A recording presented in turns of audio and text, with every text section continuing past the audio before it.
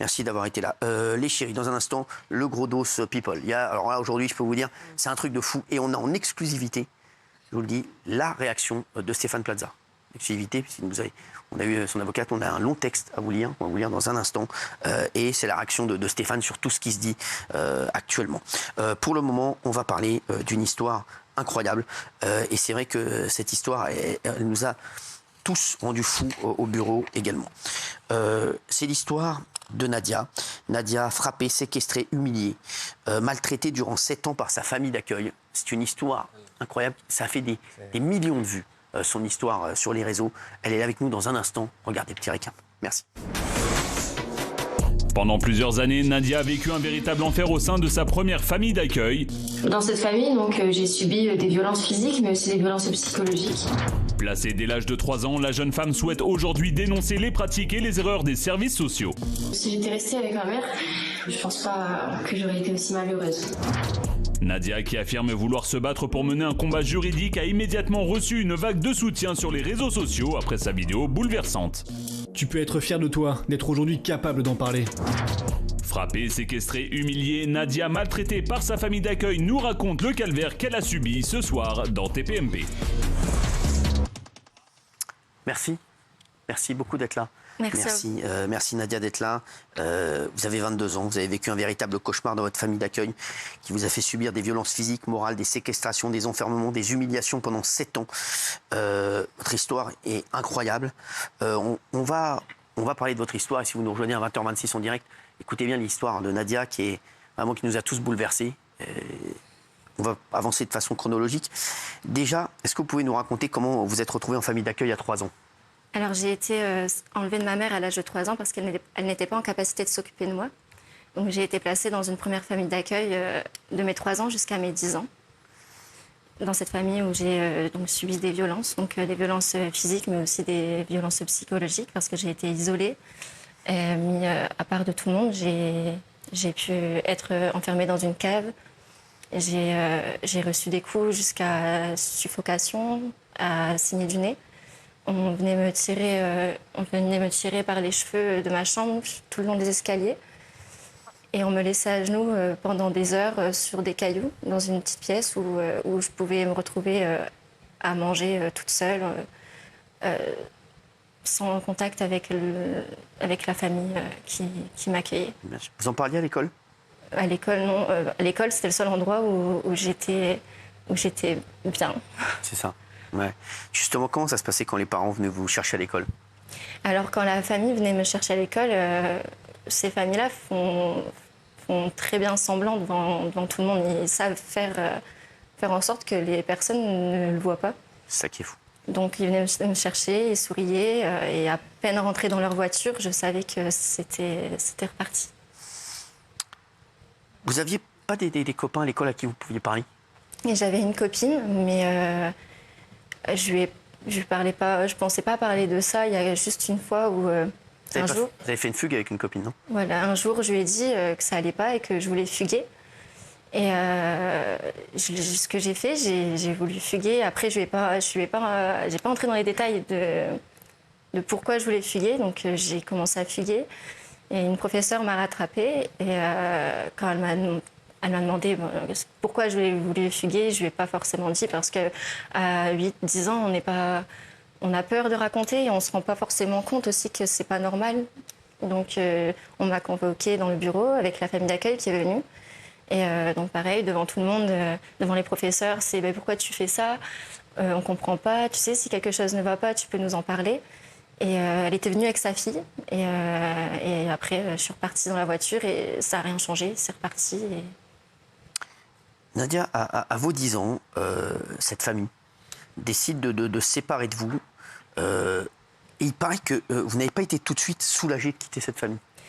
Parce que donc, quand j'ai été enlevée, forcément, à 10 ans, moi j'ai grandi là-bas, de mes 3 ans jusqu'à mes 10 ans. Donc c'était un peu la normalité. C'était la famille qui m'a éduquée pendant 7 ans. Donc j'ai eu mal au cœur en fait quand j'ai été enlevée parce que j'ai vécu un abandon de ma mère. Et là, de me faire retirer encore une fois de mes repères, parce que même s'ils s'occupaient mal de moi, c'était mes repères. Au début, j'ai eu très mal au cœur, mais par la suite, je me suis rendu compte que c'était pas normal quand j'ai vu que la deuxième famille d'accueil s'occupait bien de moi, en fait. Alors, ce qui est fou, et la question que doivent se poser tous nos téléspectateurs ce soir, c'est pourquoi ces familles accueillent des enfants et, a priori, pour vous, vous dites c'est pour l'argent. Hein. Comment ? C'est pour l'argent qu'ils accueillent ces enfants ? Alors, pour moi, je vois pas d'autres raisons, parce que si on aime vraiment son boulot, on ne fait pas ça à des enfants qui ont été enlevés. Déjà, j'ai été enlevée de ma mère parce que j'étais en danger. Donc, on est censé être dans une famille qui nous protège, qui nous donne de l'amour, qui nous montre ce que c'est une famille. Si on aime vraiment ce qu'on fait, parce que pour faire ce boulot, il faut aimer ce qu'on fait et on ne peut pas faire ce boulot. Enfin, il ne faut pas donner ce boulot à n'importe qui. C'est quand même... je pense qu'ils ne m'aimaient pas et qu'ils n'ont aimé aucun enfant qu'ils ont accueilli. Justement, tu as une anecdote d'un autre enfant, scotché, je crois. Tu peux nous raconter ? J'ai un souvenir d'un petit garçon qui était accueilli là-bas. Je n'ai pas tous les souvenirs autour, mais de juste ce moment où ils l'ont scotché sur un arbre avec du gros scotch. Et en fait, ça les amusait. Et j'ai plus la suite autour, j'ai aucun souvenir de ce qui s'est passé après à côté, mais j'ai cette image où oui, ils l'ont scotché avec du gros scotch autour. Et il était petit, on avait presque le même âge. On devait avoir 8 ans, 7-8 ans. Il y a une autre anecdote aussi avec une fille plus âgée que toi que tu admirais beaucoup. Alors, cette fille elle était là pas longtemps. On était à table et je voyais qu'elle allait pas bien. Ça se voyait, elle était beaucoup plus grande que moi. Elle devait avoir 16 ans. Et je remarquais qu'elle allait vraiment pas bien et je l'ai vue partir avec un couteau dans les mains. Et sur le coup, je sais qu'un couteau c'est pas bien, mais on sait pas trop comment réagir. Et je l'ai vu son fils revenir avec cette fille. Avec les veines ouvertes. Et donc la situation est vraiment triste. Mais ce qui m'a marqué, c'est qu'ils ont bien réagi, ils ont appelé les pompiers. Et lorsqu'ils la tenaient, cette fille a craché sur le visage de la famille d'accueil. Et c'est peut-être bête, mais pour moi, je la voyais comme... Ah, mais elle a de la force, elle a fait ça. Et moi, j'ai 7 ans, je peux rien faire. Et elle a fait ça. Et après, je ne l'ai plus jamais revue, mais ça m'a marqué parce que je me suis dit qu'il faut avoir une force énorme pour pouvoir faire ça. Justement, à 7 ans, vous avez eu une opération du cœur ? Oui, je suis née avec une malformation cardiaque. Et donc, j'ai dû venir à Paris me faire opérer. Et on m'a déposée en taxi. Donc, ma famille d'accueil est venue avec moi en taxi. Et ils m'ont juste déposée. Et ils sont repartis. Quoi à 7 ans, vous êtes partie donc faire l'opération toute seule ? Oui, à Paris toute seule. Ils ont juste déposé mes affaires et ils sont repartis. Et je suis restée 1 mois toute seule. Et heureusement qu'il y avait l'équipe médicale qui était présente parce que j'étais toute seule. Ça va mieux aujourd'hui ? Vous avez eu une opération récemment, je crois ? J'ai été opérée une 2e fois à 17 ans. Ça va mieux en ce moment, mais ça revient. C'est pas guéri à 100%. Ça va revenir. Je sais que je vais devoir me refaire opérer. Je sais pas quand, mais prochainement. Aujourd'hui, après, à l'âge de 10 ans, comme vous nous l'avez dit, vous êtes donc envoyé dans une nouvelle famille. Oui. Et avec eux, ça se passait bien. Alors, dans cette famille, c'était complètement différent. Je suis arrivée donc, de mes 10 ans jusqu'à mes 17 ans et demi. Je n'ai eu aucune violence. Après, c'est toujours difficile de trouver sa place dans une famille d'accueil, surtout après ce que j'avais vécu avant. Donc, c'est très bien passé. Je pense que je me suis sentie vraiment épanouie à partir du moment où j'ai eu mon indépendance presque à mes 18 ans. J'ai été prise en charge ensuite par une association à mes 17 ans et ils m'ont aidée à avoir un logement. Audace. Audace, c'est ça. Et je remercie beaucoup les éducatrices parce que... Bravo, Audace. Et il paraît que grâce à ton témoignage, à votre témoignage, un enfant a été sauvé. Oui, alors... avec mon placement dans ma première famille d'accueil. Oui, c'est ça, oui. Alors, il y a le petit garçon qui a été scotché autour de l'arbre.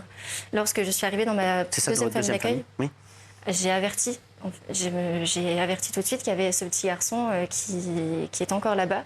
Donc, les services sociaux sont intervenus à l'improviste dans cette famille.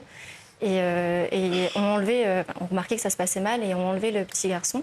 La famille d'accueil n'ont plus le droit de travailler pour l'aide sociale à l'enfance du Pas-de-Calais, mais ont pu retravailler, donc ils ont déménagé dans le Nord et ont pu retravailler pour le Nord. C'est incroyable. Ils ont juste déplacé. Non, ils ont déplacé. C'est pour l'argent. Non, mais c'est fou, hein. C'est incroyable cette histoire. Oui, Gilles, très vite. Il y a quelque chose qui me sidère. J'ai discuté avec Nadia et j'en tremble. Nadia, elle va mieux. Récemment, elle a voulu porter plainte. Elle a été portée plainte. Alors, vous allez nous raconter ça dans un instant, Gilles, parce que c'est l'histoire. Vous allez voir, ça continue, c'est fou. C'est fou, vous allez entendre cette histoire chez vous qui est absolument incroyable. Nadia, vous restez avec nous. On se retrouve dans quelques minutes. À tout de suite.